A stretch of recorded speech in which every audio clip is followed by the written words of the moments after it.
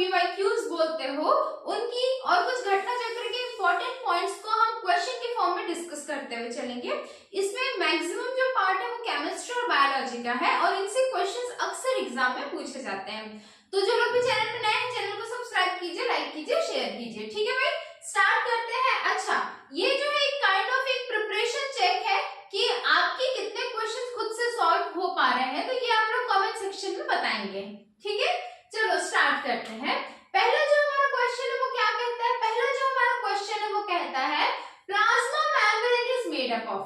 जो प्लाज्मा की मेम्ब्रेन होती है वो किससे बनी हुई होती है? ठीक है, इसका आंसर जिनको भी आता है वो लोग बताएंगे बिल्कुल कमेंट सेक्शन में।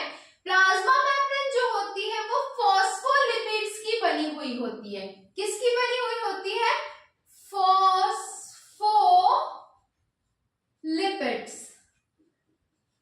ठीक है, मतलब क्या होगा? फॉस्फोरस होगा प्लस लिपिड्स होंगे। ठीक है, इनसे जो हमारी प्लाज्मा की मेम्ब्रेन है वो बनाई जाती है। ये क्वेश्चन अक्सर एग्जाम में पूछा जाता है। ठीक है, सेकेंड क्वेश्चन हम देखते हैं, थोड़ा सा फास्ट करेंगे, एक काइंड ऑफ रिवीजन और एक टेस्ट टाइप का पार्ट है, बहुत इंपॉर्टेंट क्वेश्चंस हैं। ठीक, ध्यान रखेंगे सबके सब। Sales do not have regeneration capacity. हमारे शरीर में पाई जाने वाली ऐसी कौन सी सेल्स है, कौन सी कोशिका है which do not have regeneration capacity, मतलब वो वापस अपने आप को एक बार खत्म होने के बाद जनरेट कर पाने में, उगाने में असमर्थ होती है। तो that cell is brain cell. Brain cell, जिसको आप क्या बोलते हो? न्यूरॉन्स बोलते हो। न्यूरॉन्स या इसी को नर्व सेल्स भी बोलते हैं। जो हमारे दिमाग में पाई जाने वाली कोशिका होती है, our brain cells do not have the capacity to regenerate. हमारे जो मस्तिष्क की कोशिकाएं होती हैं वो एक बार खत्म होने के बाद रीजनरेट होने के लिए कैपेबल नहीं होती हैं। ठीक है, ध्यान रखेंगे। चलो, तीसरा जो क्वेश्चन है वो क्या कहता है? Survival for the fittest theory किसने शो की, किसने दी है? भाई हमारा प्रकृति जो है उसने क्या किया है कि रिसोर्सेस को लिमिटेड बनाया और हमारी पॉपुलेशन कंटिन्यूअसली बढ़ रही है। तो जो सबसे ज्यादा फिट होगा वही उसके लिए फाइट कर सकेगा उन रिसोर्सेस के लिए और अपना जो लाइफ साइकिल है उसको कंटिन्यू कर सकेगा। तो सर्वाइवल, ये जीवित रहने के चांसेस उसी प्राणी के ज्यादा होते हैं जो सबसे ज्यादा फिट हो। ये थ्योरी किसने दी है? तो चार्ल्स डार्विन। चार्ल्स डार्विन नाम के एक बायोलॉजिस्ट थे जिन्होंने बहुत सारी एक्सपेरिमेंट्स किए और इन्होंने सर्वाइवल फॉर द फिटेस्ट की थ्योरी दी है। ठीक है, ध्यान रखेंगे। फोर्थ क्वेश्चन देखते हैं, stone cancer occurs due to. ठीक है, क्या होता है स्टोन कैंसर? स्टोन कैंसर को ही हम मार्बल कैंसर के नाम से भी जानते हैं। आप सबने कहीं ना कहीं न्यूज में सुना होगा कि जो हमारा ताजमहल है जो कि 7 वंडर्स है, वन ऑफ द 7 वंडर्स है, ठीक है, 7 अजूबों में से एक है, उसमें कुछ येलोइशनेस आ रहा है उसके मार्बल में। तो वो किसका एग्जांपल है? वो स्टोन कैंसर या मार्बल कैंसर का एग्जांपल है। तो ये किसकी वजह से होता है? तो ये जो स्टोन कैंसर या मार्बल कैंसर है ये बेसिकली एसिड रेन की वजह से होता है। किसकी वजह से होता है भाई? एसिड रेन की वजह से होता है। ठीक है, एसिड रेन की वजह से होता है, जिसको हिंदी में क्या बोलते हैं हम? अम्ल वर्षा बोलते हैं। ये एसिड रेन या अम्ल वर्षा के लिए जो सबसे ज्यादा रिस्पॉन्सिबल गैसेस होती है वो कौन सी होती है? तो ये होती है आपकी सल्फर डाइऑक्साइड। ठीक है, नाइट्रस ऑक्साइड भी होता है, N2O भी होता है, लेकिन सबसे ज्यादा क्या होता है? सल्फर डाइऑक्साइड होता है। आप सबको पता होगा कि ताजमहल जहां पर है, ठीक है, कहां पर है? आगरा में है। उसके पास में ही बहुत ज्यादा दूर में क्या है, मतलब बहुत ज्यादा दूर नहीं है, पास में ही क्या है? मथुरा है।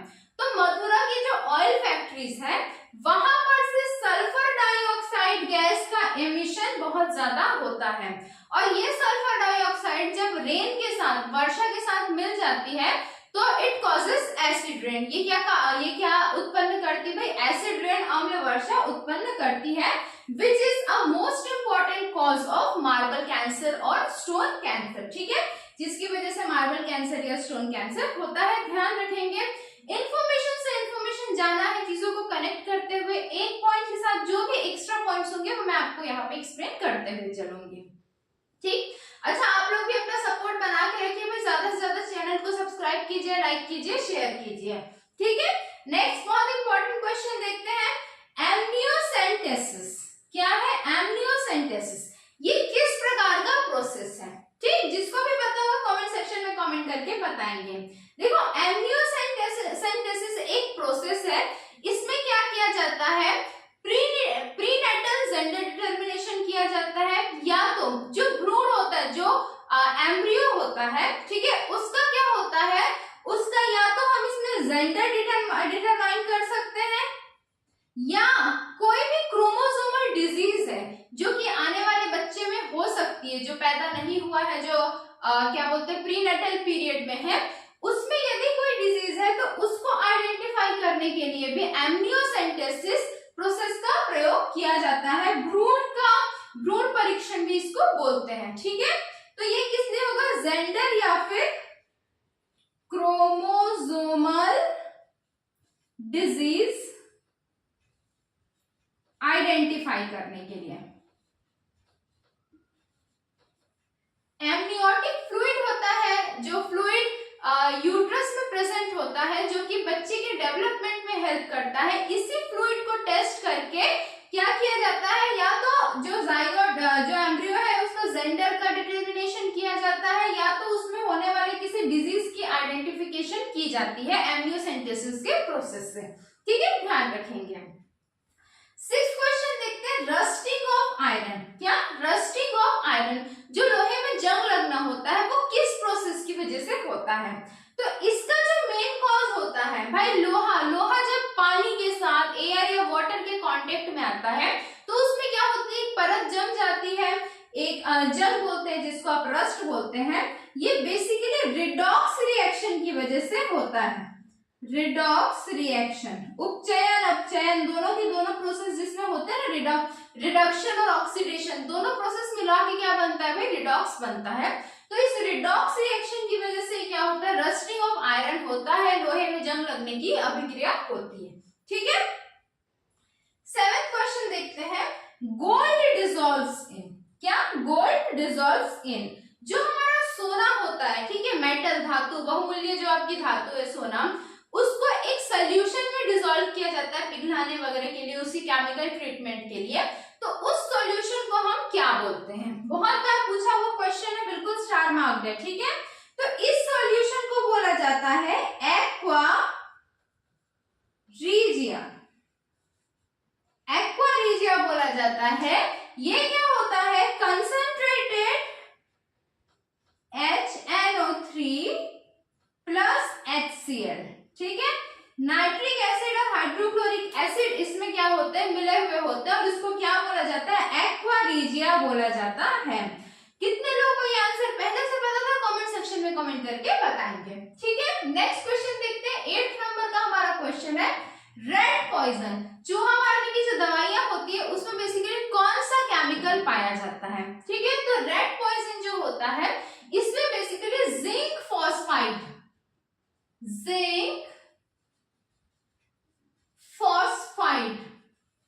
ठीक है, ZNP, ये केमिकल कहां पर पाया जाता है, रेड पॉइजन या चूहे मारने की दवाइयों में पाया जाता है, ठीक है। रेटॉल वगैरह जो मार्केट में मिलते हैं उसमें जिंक फॉस्फाइड मिलता है हमको, ठीक है। नेक्स्ट क्वेश्चन की तरफ आते हैं, सिलिका जेल। सिलिका जेल का यूज किसकी तरह किया जाता है? तो भाई कुछ बॉटल्स वगैरह में भी हमको ये मिलते हैं। सिलिका जेल का यूज जो है वो डिहाइड्रेटिंग एजेंट की तरह किया जाता है, मतलब पानी को या मॉइस्चर को सुखाने वाले केमिकल की तरह सिलिका जेल का यूज किया जाता है।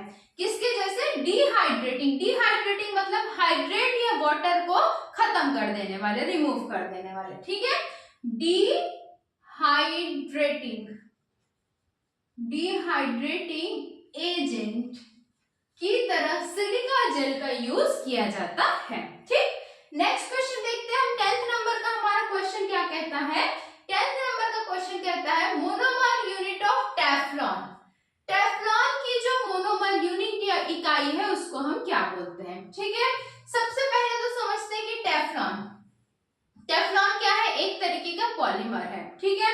टेफ्लॉन को हम क्या बोलते हैं, इसको PTFE भी बोला जाता है, और इसी नाम में इसका मोनोमर यूनिट भी छुपा हुआ है। टेफ्लॉन को जनरली हम क्या बोलते हैं? पॉली टेट्रा फ्लोरो इथीन, ठीक है, पॉलीटेट्राफ्लोरोइथीन हम टेफ्लॉन को बोलते हैं। और इसका जो मोनोमर यूनिट होता है वो होता है टेट्राफ्लोरोइथीन। जब इसमें हम पॉली वर्ड ऐड कर देते हैं तो ये क्या बन जाता है? पॉलीटेट्राफ्लोरोइथीन, जिसको टेफ्लॉन बोला जाता है, ठीक है। तो TFE या टेट्राफ्लोरोइथीन ही क्या होगा? मोनोमर यूनिट होगा टेफ्लॉन का। ये मैंने पॉलीमर वाले चैप्टर में बहुत अच्छे से एक्सप्लेन किया है, टेफ्लॉन के यूजेस वगैरह भी हमने अच्छे से जाना है, ठीक। नेक्स्ट क्वेश्चन की तरफ स्विच करते हैं। Chemical name of gammexane. Gammexane का केमिकल नेम क्या है? तो बेंजीन हेक्साक्लोराइड। बेंजीन हेक्साक्लोराइड को ही हम गैमेक्सिन के नाम से जानते हैं, जो एक प्रकार का इंसेक्टिसाइड या पेस्टिसाइड आप बोल सकते हो, ठीक है। नेक्स्ट क्वेश्चन की तरफ हम आते हैं।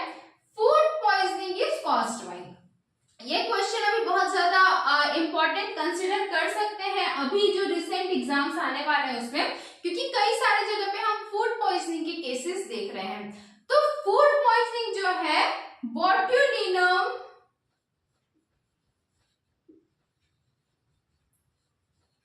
क्लोस्ट्रीडियम नाम के बैक्टीरिया जीवाणु के द्वारा फैलाया जाता है सबसे ज्यादा।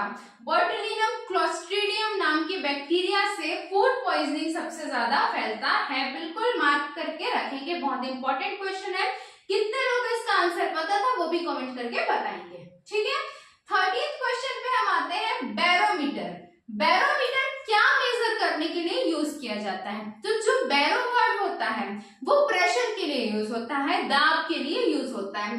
तो barometer is used to measure pressure. क्या करने के लिए? प्रेशर मेजर करने के लिए हम बैरोमीटर का यूज करते हैं, प्रेशर या दाब को मेजर करने के लिए, ठीक है। 14th नंबर के क्वेश्चन पे हम स्विच करते हैं। Process of making soap. साबुन बनाने के प्रोसेस को हम क्या बोलते हैं? What do we call the process of making soap? तो सोप बनाने के या साबुन बनाने के प्रोसेस को सैपोनिफिकेशन कहा जाता है। क्या कहा जाता है?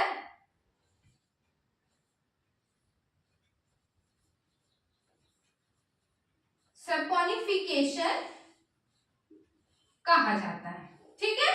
लास्ट क्वेश्चन आज का हम देखते हैं। Soilless culture. ऐसा कल्चर मतलब किसी चीज को उगाना या ग्रो करना, ठीक है। तो ऐसे पौधों को उगाना जिसमें मिट्टी का प्रयोग ना किया जाए, इसको हम क्या बोलते हैं? तो बहुत इंपॉर्टेंट क्वेश्चन है। हाइड्रोपोनिक्स। हाइड्रोपोनिक्स। सॉइललेस कल्चर को हम हाइड्रोपोनिक्स के नाम से जानते हैं। इसका मतलब होता है कि सिर्फ और सिर्फ पानी की सहायता से मिट्टी के बिना पौधों को उगाना, ठीक। तो आज ये 15 क्वेश्चंस की रिवीजन सीरीज थी, जो कि केमिस्ट्री और बायोलॉजी के मिक्स्ड और इम्पोर्टेंट पार्ट्स को हम लेकर आए हैं। और इनसे क्वेश्चंस बहुत सारे एक्सपेक्टेड भी है एग्जाम में।